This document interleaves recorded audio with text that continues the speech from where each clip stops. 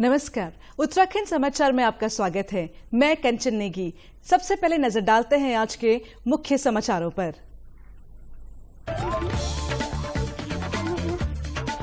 राज्य विधानसभा के नवनिर्वाचित विधायकों को कल शपथ दिलाए जाने की खबर। भाजपा के विधायक दल की बैठक में कल शाम होगा नए मुख्यमंत्री के नाम का फैसला।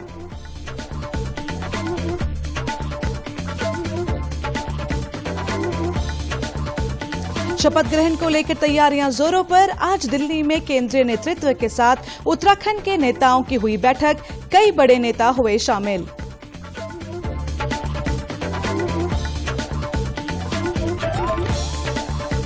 उत्तराखंड के युवा बैडमिंटन खिलाड़ी लक्ष्य सेन ने रचा इतिहास। All England open badminton championship के फाइनल में बनाई जगह। अब से कुछ देर बाद शुरू होगा फाइनल मुकाबला।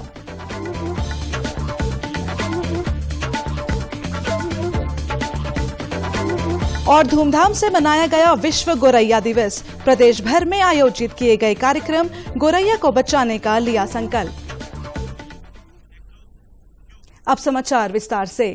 राज्य के नवनिर्वाचित विधायकों को कल प्रोटेम स्पीकर बंशीधर भगत विधानसभा की सदस्यता की शपथ दिलाएंगे। इससे पूर्व राज्यपाल गुरमीत सिंह बंशीधर भगत को प्रोटेम स्पीकर की शपथ दिलाएंगे। प्राप्त जानकारी के अनुसार सदस्यों की शपथ को लेकर तैयारियां की जा रही हैं, लेकिन इस संबंध में आधिकारिक पुष्टि नहीं हुई है। इस बीच कल शाम करीब 5 बजे भारतीय जनता पार्टी के प्रदेश कार्यालय में भाजपा विधानमंडल दल की बैठक होगी। इसी बैठक में नए मुख्यमंत्री का नाम तय किया जाएगा। केंद्रीय पर्यवेक्षक के रूप में पार्टी के वरिष्ठ नेता और केंद्रीय मंत्री राजनाथ सिंह के साथ ही मीनाक्षी लेखी बैठक में शामिल होंगे, जहां सर्वसम्मत से भाजपा विधायक दल के नेता का चुनाव किया जाएगा। कार्यवाहक मुख्यमंत्री पुष्कर सिंह धामी ने कहा कि प्रधानमंत्री नरेंद्र मोदी के नेतृत्व में प्रचंड बहुमत मिला है। दिल्ली में वरिष्ठ नेताओं के साथ चर्चा हुई है। उन्होंने कहा कि कल विधायकों का शपथ ग्रहण भी होगा। लोगों की इतनी प्रचंड बहुमत की जीत माननीय प्रधानमंत्री जी के नेतृत्व में हुई है। उसके बाद चूंकि सरकार गठन की प्रक्रिया चल रही है, तो उसमें सभी वरिष्ठ लोगों के बीच में जो है पिछले चुनाव का और सारी चीजों का आगे कैसे होना है, उसके संबंध में सारे वरिष्ठ लोग बैठे थे। आपस में चर्चा हुई है।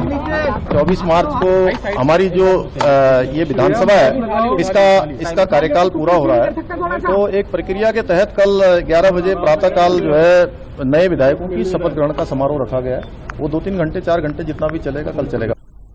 इससे पहले दिल्ली में गृह मंत्री अमित शाह और हरिद्वार सांसद डॉक्टर रमेश पोखरियाल निशंक के घर भी भाजपा नेताओं की बैठक हुई। 24 मार्च को विधानसभा का कार्यकाल पूरा हो रहा है। उससे पहले सरकार का गठन होना जरूरी है। केंद्रीय नेतृत्व के बुलावे पर कार्यवाहक मुख्यमंत्री पुष्कर सिंह धामी और प्रदेश अध्यक्ष मदन कौशिक शनिवार को ही दिल्ली पहुंच गए थे, जबकि पूर्व मुख्यमंत्री त्रिवेंद्र सिंह रावत शनिवार रात को दिल्ली पहुंचे। प्रदेश भाजपा अध्यक्ष मदन कौशिक भी दिल्ली गए हैं, जबकि पूर्व मुख्यमंत्री त्रिवेंद्र सिंह रावत और सतपाल महाराज पहले से ही दिल्ली में मौजूद थे। नैनीताल सांसद और केंद्रीय रक्षा राज्य मंत्री अजय भट्ट भी बैठक में शामिल रहे। राज्य में नए मुख्यमंत्री के शपथ ग्रहण समारोह की तैयारियां तेज हो गई हैं, जिसको लेकर आज प्रदेश भाजपा मुख्यालय में शपथ ग्रहण समारोह को ऐतिहासिक व भव्य बनाने की तैयारियों पर मंथन किया गया। बैठक के दौरान प्रदेश महामंत्री संगठन अजय कुमार ने कहा कि पार्टी के कार्यकर्ताओं के प्रयास से प्रदेश में भाजपा ने ऐतिहासिक जीत हासिल की है। कार्यकर्ताओं ने उस मिथक को तोड़ा है जो राज्य की राजनीति में दशकों से चलता आ रहा था और विकास को रोकने का काम करता था। उन्होंने कहा कि भाजपा प्रदेश की जनता का विश्वास जीता है, जो कि उसकी ऐतिहासिक जीत में स्पष्ट रूप से दिखाई देता है। इसलिए इस ऐतिहासिक जीत का शपथ ग्रहण भी ऐतिहासिक, भव्य और दिव्य होना चाहिए। उन्होंने बताया कि इस बार शपथ ग्रहण समारोह राजभवन की जगह देहरादून स्थित परेड ग्राउंड में होगा और जनता को आम जन की सरकार का संदेश दिया जाएगा। प्रदेश महामंत्री कुलदीप कुमार ने बताया कि यह बैठक प्रदेश प्रभारी दुष्यंत कुमार के कार्यक्रम को ऐतिहासिक बनाने के दिशा निर्देशों के क्रम में आयोजित की गई थी। मुख्यमंत्री का शपथ ग्रहण समारोह में प्रधानमंत्री नरेंद्र मोदी, गृह मंत्री अमित शाह, बीजेपी के राष्ट्रीय अध्यक्ष जेपी नड्डा, रक्षा मंत्री राजनाथ सिंह समेत भाजपा शासित कई राज्यों के मुख्यमंत्रियों के भी शामिल होने का अनुमान है। राज्य में जहां एक ओर भाजपा सरकार गठन की तैयारियों में जुटी है, वहीं कांग्रेस हार के कारणों पर मंथन की तैयारी में है। उत्तराखंड कांग्रेस कल से विधानसभा चुनाव में मिली हार पर चर्चा करेगी। कांग्रेस की गढ़वाल मीडिया प्रभारी गरिमा दसोनी ने बताया कि विधानसभा चुनाव में मिली हार की समीक्षा की जिम्मेदारी पार्टी के वरिष्ठ नेता अविनाश पांडे को दी गई है। समीक्षा के साथ ही कांग्रेस नए प्रदेश अध्यक्ष और नेता प्रतिपक्ष को लेकर भी चर्चा करेगी। उत्तराखंड के युवा बैडमिंटन खिलाड़ी ने इतिहास रच दिया है। लक्ष्य Sen all England open badminton championship के फाइनल में पहुंच गए हैं।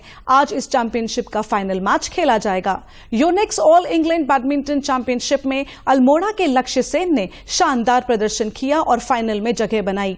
पहले राउंड में लक्ष्य ने भारत के ही सौरभ वर्मा को हराया। सेमीफाइनल मैच में लक्ष्य सेन ने ली जिजिया को हराया और फाइनल में जगह बनाई। लक्ष्य सेन 21 साल बाद इस टूर्नामेंट के फाइनल में पहुंचने वाले भारतीय पुरुष बैडमिंटन खिलाड़ी बने। इससे पहले प्रकाश पादुकोण, पुलेला गोपीचंद इस टूर्नामेंट को जीत चुके हैं। लक्ष्य का फाइनल मुकाबला अब से कुछ देर बाद शुरू होगा। बैडमिंटन एसोसिएशन के प्रदेश सचिव बीएस मनकोटी ने लक्ष्य के फाइनल में पहुंचने पर प्रसन्नता व्यक्त करते हुए कहा कि लक्ष्य सेन अपने शानदार प्रदर्शन से लगातार अल्मोड़ा, उत्तराखंड और देश का नाम रोशन कर रहे हैं। लक्ष्य सेन अपने शानदार प्रदर्शन से लगातार ही अल्मोड़ा, उत्तराखंड और देश का नाम रोशन करते जा रहे हैं। कुछ दिन पहले ही वर्ल्ड चैंपियनशिप में लक्ष्य सेन ने ब्रॉन्ज मेडल जीता था और इंडिया ओपन सुपर सीरीज का खिताब उन्होंने बैक टू बैक अपने नाम पर किया। और पिछले हफ्ते ही जर्मन ओपन के वो फाइनल में पहुंचे थे, जहां सेमीफाइनल में उन्होंने दुनिया के नंबर 1 खिलाड़ी डेनमार्क के विक्टर को हराया था। और आज 21 वर्ष के बाद देश के लिए ऑल इंग्लैंड चैंपियनशिप का खिताब वो शायद अपने नाम पर जरूर करेंगे। आज वो फाइनल में पहुंचे हैं और फिर वहीं उनकी टक्कर वर्ल्ड नंबर 1 डेनमार्क के विक्टर से है। अल्मोड़ा के मोहल्ला तिलकपुर स्थित घर में उनके परिजन रहते हैं। उनकी बुआ गीता पंत का कहना है कि लक्ष्य फाइनल में भी जीत हासिल करेगा। आज मुझे बहुत गर्व हो रहा है कि उसने हमारे देश का नाम, उत्तराखंड का नाम और शहर का नाम ऊंचा किया है। जैसा उसका नाम है उसी हिसाब से वो चल रहा है और मुझे उम्मीद है कि वो फाइनल जीतेगा। फाइनल 100% जीतेगा और हमारे देश का, उत्तराखंड का और हमारे शहर का नाम और अपने माता पिता का नाम ऊंचा करेगा। लक्ष्य के फूफा भारतेंदु पंत ने कहा कि लक्ष्य ने अपने नाम की तरह ही अपने लिए लक्ष्य निर्धारित किए और अब वो उनको हासिल कर रहा है। और जैसे लक्ष्य का नाम है लक्ष्य, उसने एक एम बना के चला है, वो लक्ष्य बना के चला है और आज वो फाइनल में पहुंचा है ऑल इंग्लैंड बैडमिंटन टूर्नामेंट में। तो मुझे तो बहुत ही गर्व है क्योंकि बच्चा बचपन से हमारे ही साथ रहा है, हमारे ही साथ बड़ा है और उसके पिता, उसके दादा यानी कि मेरे ससुर जी के साथ ही वो बचपन से ही सारे लोग बैडमिंटन के ही प्लेयर रहे। यहां रुकेंगे एक छोटे से ब्रेक के लिए, आप बने रहिए हमारे साथ।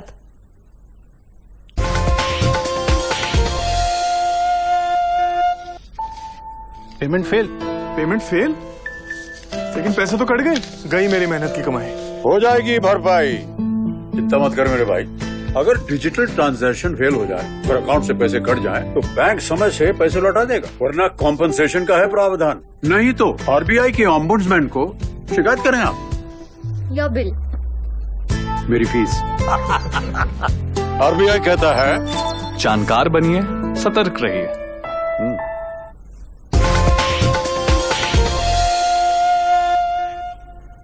ब्रेक के बाद एक बार फिर आपका स्वागत है। राज्य में विद्यालयी शिक्षा विभाग के समस्त कार्यालयों और विद्यालयों को प्लास्टिक मुक्त बनाने को लेकर महानिदेशक विद्यालयी शिक्षा बंशीधर तिवारी ने प्लास्टिक को पूरी तरह से प्रतिबंधित करने के निर्देश दिए हैं। उन्होंने कहा है कि विभागीय बैठकों, सेमिनारों, कार्यशालाओं में भी प्लास्टिक से निर्मित सामग्री, प्लास्टिक की बोतल, गिलास, प्लेट, थाली भी पूरी तरह से प्रतिबंधित रहेगी। आदेश के मुताबिक पीने के लिए वाटर डिस्पेंसर की व्यवस्था की जाएगी और सभी अधिकारी कर्मचारी मेटल की बोतलों का प्रयोग करेंगे। इसके साथ ही छात्र छात्राओं को भी प्लास्टिक से होने वाले दुष्परिणामों से अवगत कराने और पर्यावरण के प्रति संवेदनशील बनाए जाने को कहा गया है। महानिदेशक श्री तिवारी ने लोगों को प्लास्टिक बैगों के स्थान पर जूट, कपड़ा आदि से बने कैरी बैग का प्रयोग करने के लिए प्रोत्साहित करने के भी निर्देश दिए। गोरैया एक ऐसी चिड़िया है जो घरों के आसपास ही रहती है, घरों में ही घोंसला बनाती है, लेकिन जैसे जैसे कंक्रीट के मकान बनते गए और पेड़ काटे गए, गोरैया भी धीरे धीरे गायब होने लगी। गोरैया को बचाने के लिए अंतर्राष्ट्रीय गोरैया दिवस मनाया जाता है। गोरैया दिवस के मौके पर कोटद्वार में कार्यक्रम आयोजित किया गया। कार्यक्रम में पक्षी प्रेमियों को घोंसले बांटे गए। शिक्षक दिनेश चंद्र कुकरेती पिछले 25 सालों से गोरैया को बचाने की मुहिम चला रहे हैं। वो अब तक 16,000 से अधिक घोंसले लोगों को बांट चुके हैं, जिनमें 12,000 से अधिक गोरैया रह रही हैं।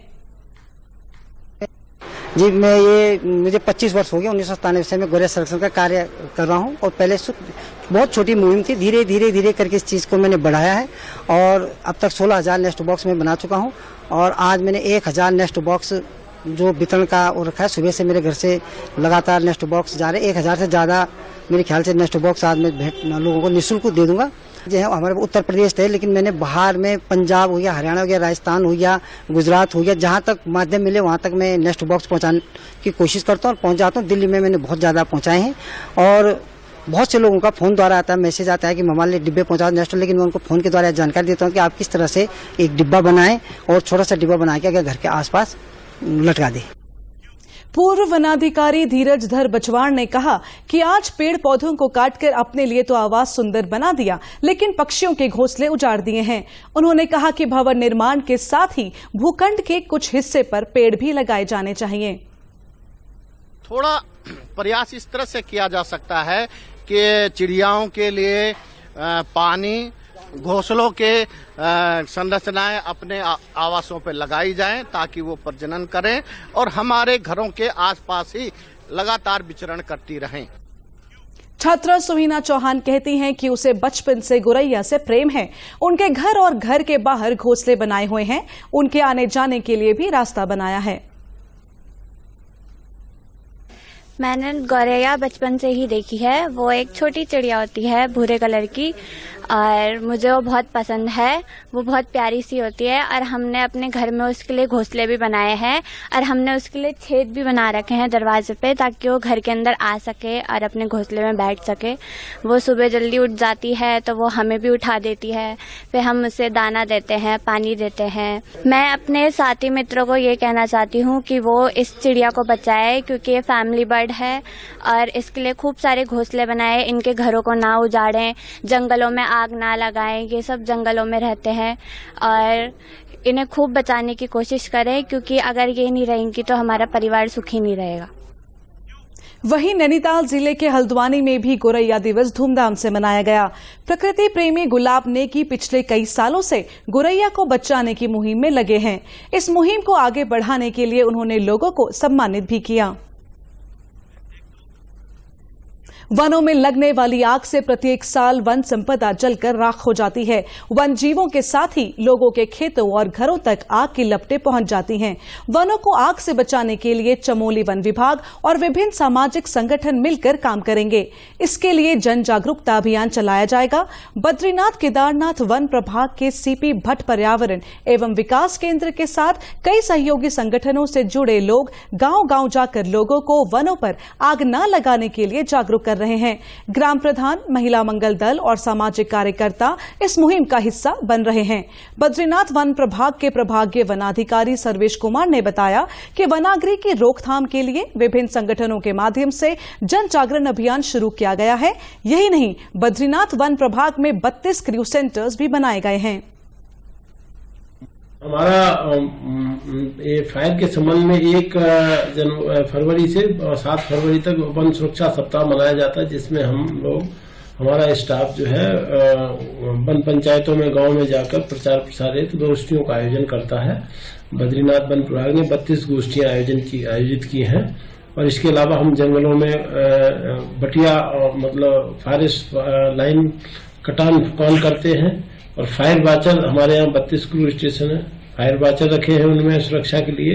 और मतलब प्रचार प्रसार भी कर रहे हैं और गोष्ठियां भी कर रहे हैं, जिससे कि जंगलों में आग को या तो लगे नहीं लगे तो तुरंत उस पर काबू पाया जा सके। वहीं केदारनाथ वन प्रभाग की रेंजर आरती मेठानी ने बताया कि ग्रामीणों को आग से होने वाले दुष्प्रभावों और वनों को आग से बचाने की जानकारी दी जा रही है। स्कूलों में लगातार गोष्ठियां आयोजित की जा रही हैं। उन्होंने बताया कि जंगलों को आग से बचाने के लिए प्रयास तेज कर दिए गए हैं। वनाग्नि काल 2022 15 फरवरी से प्रारंभ हो चुका है। अपने वनों को अग्नि दुर्घटनाओं से बचाने के लिए केदारनाथ वन्य जीव प्रभाग हर संभव प्रयास कर रहा है। वन अग्नि सुरक्षा सप्ताह के दौरान हमारे द्वारा विभिन्न विद्यालयों में छात्र छात्राओं के मध्य वनाग्नि सुरक्षा विषय पर जागरूकता पैदा करने के उद्देश्य से विभिन्न प्रतियोगिताएं आयोजित की गई। गांव-गांव में जाकर जन सामान्य को जागरूक करने के लिए गोष्ठियां की गई। हम अपने विभागीय वाहनों से भी लगातार लाउड स्पीकर से संदेश प्रसारित कर रहे हैं। लोक पर्व फूलदेई भले ही संपन्न हो गया हो, लेकिन फूलदेई की धूम अब भी देखने को मिल रही है। रुद्रप्रयाग के अगस्त्य मुनि में फूलदेई लोक पर्व के उपलक्ष्य पर रुद्रप्रयाग जिले में विभिन्न प्रतियोगिताएं आयोजित की गईं। इसमें जिले की 20 टीमों ने प्रतिभाग किया। बच्चों ने परंपरागत वाद्य यंत्र और फूलदेई गीतों के साथ नगर में शोभा यात्रा भी निकाली। घोगा नृत्य प्रतियोगिता में राजकीय इंटर कॉलेज कंडारा प्रथम, राजकीय इंटर कॉलेज मणिपुर द्वितीय, घोगा टीम लुआणी तृतीय, राजकीय प्राथमिक विद्यालय जैली चतुर्थ और मां मठियाणा घोगा टीम बनौली ने 5वां स्थान प्राप्त किया। इस मौके पर अपर निदेशक माध्यमिक शिक्षा गढ़वाल मंडल महावीर सिंह बिश ने कहा कि यह बहुत ही खुशी की बात है कि बाल महोत्सव फूलदेई त्योहार का वृहद आयोजन किया गया है। अभियान के रूप में जो है इस कार्यक्रम को लिया। हमने भी इस बार ये सोचा कि शिक्षा विभाग, क्योंकि बच्चे कहीं ना कहीं शिक्षा विभाग से संबंधित है, हमारे स्कूलों से संबंधित हैं, अगर शिक्षा विभाग इसमें आगे आएगा तो शायद बच्चे इस महोत्सव के बारे में जान सकेंगे। आज मैंने इन लोगों से अपील की है कि ये अवसर है इस समय कि हम नई सरकार से इस बाल महोत्सव को राज्य महोत्सव के रूप में घोषित करने के लिए प्रयास करें। गढ़वाल केंद्रीय विश्वविद्यालय श्रीनगर के निदेशक लोक संस्कृति एवं निष्पादन केंद्र डॉक्टर डीआर पुरोहित ने कहा कि उत्तराखंड हिमालय में फूलदेई अकेला ऐसा बाल त्योहार है जो पूरे दुनिया में सिर्फ और सिर्फ बच्चों के द्वारा मनाया जाता है। वहीं विजेता टीम की छात्रा प्राची ने कहा कि इस तरह के कार्यक्रम हमें अच्छे लगते हैं। बहुत अच्छा लगता है कि हमारी पुरानी जो परंपरागत रीति रिवाज है उनको दोबारा अपनाया जा रहा है और अपने इस वर्तमान समय में उनको दोबारा अपने व्यवहार में लाया जा रहा है। इस प्रकार के कार्यक्रम हमें बहुत अच्छे लगते हैं कि हम अपनी रीति रिवाजों, अपने रहन सहन, पुराने जमाने के क्या क्या होते थे उनके बारे में सीख रहे हैं, जान रहे हैं। मेहनत तो करनी पड़ती है पर हम गाँव के इसलिए हमको उतनी मेहनत नहीं करनी पड़ती है। हमारे आस पास ही में हमको ये सब सीखने को मिलता है। प्रदेश के समाचारों में बस इतना ही। नमस्कार।